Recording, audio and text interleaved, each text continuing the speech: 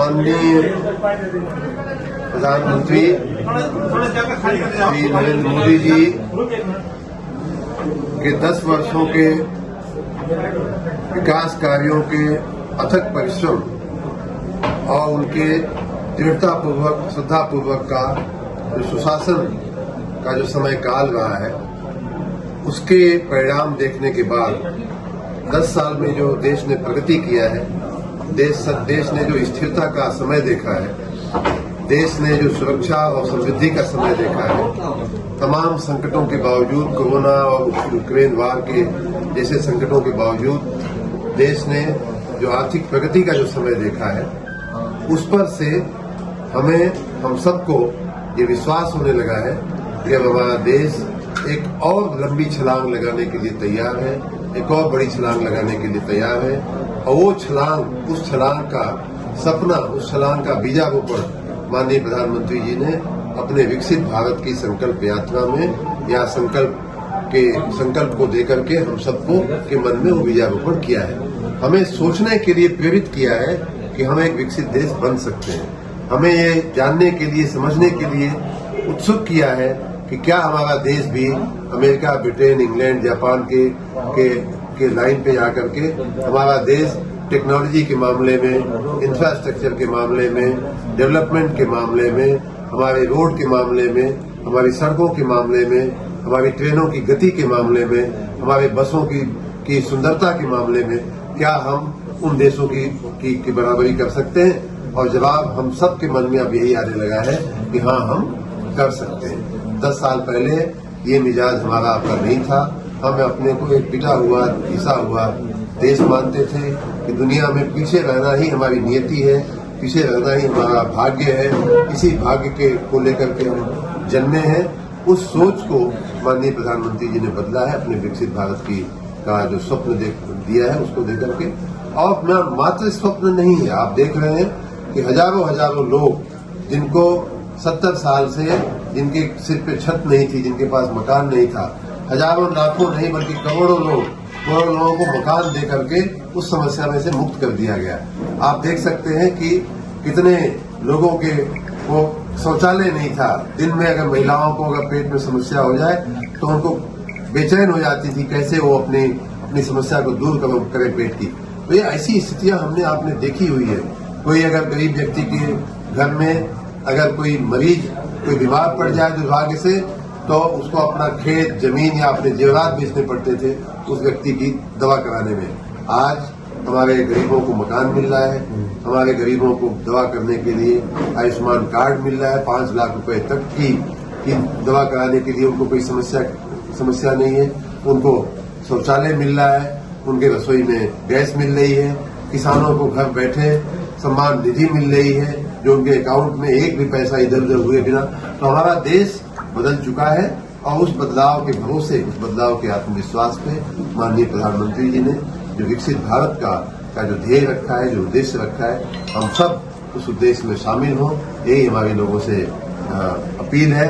और साथ ही वो उद्देश्य तब सफल होगा जब हम स्वार्थी राजनीतिक तत्वों से, स्वार्थी राजनीतिक पार्टियों से, स्वार्थी राजनीतिक उम्मीदवारों से हम बच करके रहेंगे। जनता को ये भी ध्यान में रखना होगा कि जो व्यक्ति आज 70 साल तक जो भारत एक घिसा पिटा देश माना जाता था, पूरी दुनिया की निगाहों में हमारा कोई वैल्यू नहीं होती थी, उसकी जगह हमारा देश आज एक यशस्वी सीना तान करके खड़ा होने वाला देश बना है, सिरमौर देश बना है। तो इस बात को याद रखते हुए हमारे देश के लोगों को नरेंद्र मोदी जी के हाथों को मजबूत करना पड़ेगा। आने वाले चुनावों में उनको फिर से, उनको और कमल को अपना समर्थन दे करके हमें उनको फिर से देश का प्रधानमंत्री बनाना होगा।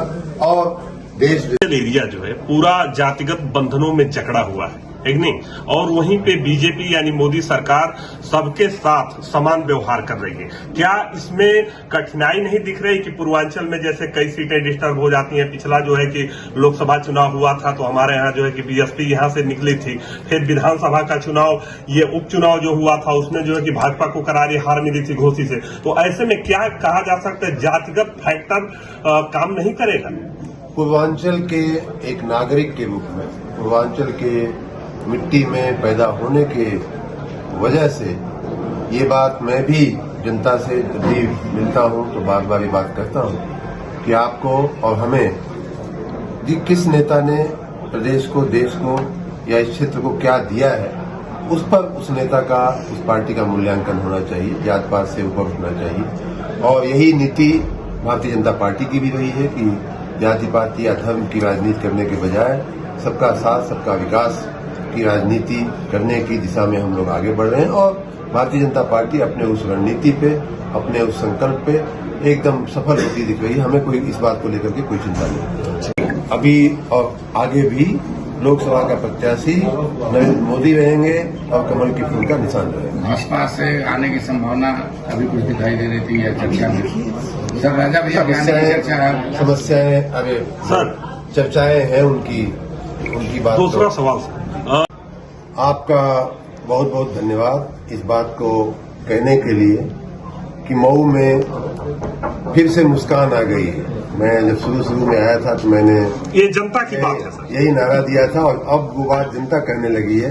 जो नारा मैंने शुरुआत में दिया था, मऊ में आई फिर मुस्कान, शीतला माई का वरदान, मऊ में आई फिर मुस्कान, तो मुस्कान वापस आई है, आती दिख रही है। जहां तक 2024 की चुनौती का सवाल है, मैं इसमें कोई चुनौती नहीं देख रहा हूं। हम लोग ये जो परिश्रम कर रहे हैं, जो गांव गांव घूम रहे हैं, नगर नगर घूम रहे हैं, जनता से मिल रहे हैं, अपने कार्यों को जितना संपादन हो सकता है उन कार्यों को शिलान्यास कर रहे हैं, लोकार्पण कर रहे हैं। जिन कार्यों में निगरानी की आवश्यकता है उसकी निगरानी कर रहे हैं, निरीक्षण कर रहे हैं। वो इसलिए कर रहे हैं कि हम भारतीय जनता पार्टी के लोग जनता की सेवा में विश्वास करते हैं और हम लोग सिर्फ चुनाव के समय सेवा करने के लिए नहीं निकलते हैं, बल्कि 365 दिन 24/7 जो है हम लोग सेवा करते हैं। इसलिए 2024 में, जैसा कि मैंने आज यहाँ अपने भाषण में भी कहा, कि जनता के हृदय में माननीय नरेंद्र मोदी जी बसते हैं, जनता के हृदय में उनकी नीतियां बसती हैं, उनके कार्यकलाप